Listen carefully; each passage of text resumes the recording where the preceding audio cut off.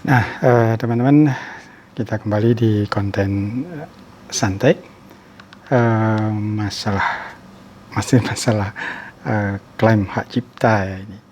Ini sangat penting ya, karena pengalaman saya memang ini sangat berpengaruh pada channel kita. Sebenarnya klaim hak cipta itu ada dua ya teman-teman ya. Ada dua. Yang pertama klaim hak cipta yang tidak mempengaruhi channel kita. Jadi hanya sebagai peringatan bahwa itu ada yang memiliki gitu loh, baik backsound maupun videonya. Jadi ada bagian durasi mana yang memang milik orang gitu ya. Nah itu bisa kita hapus, kita edit, kita mute atau dan lain sebagainya. Itu ada di editing ya.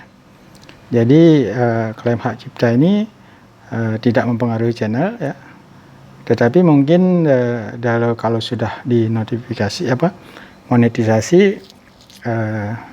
bisa dibagi gitu ya, hasilnya dibagi sama pemiliknya. Itu yang klaim hak cipta yang pertama. Nah yang kedua ada klaim hak cipta yang strike gitu ya.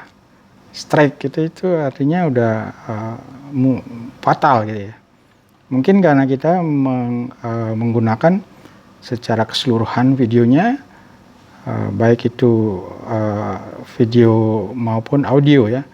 Nah itu yang membuat satu video kita kena strike gitu ya. Jadi klaim hak cipta yang strike ini memang sangat berbahaya ya. Sangat berbahaya.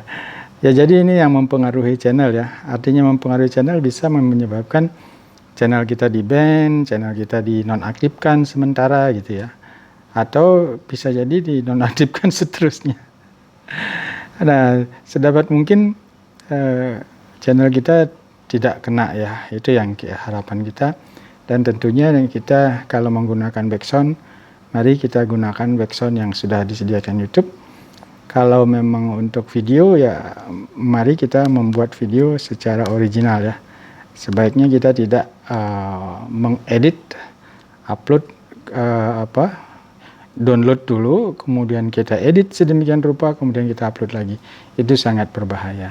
Nah itu pengalaman saya, boleh percaya, boleh tidak.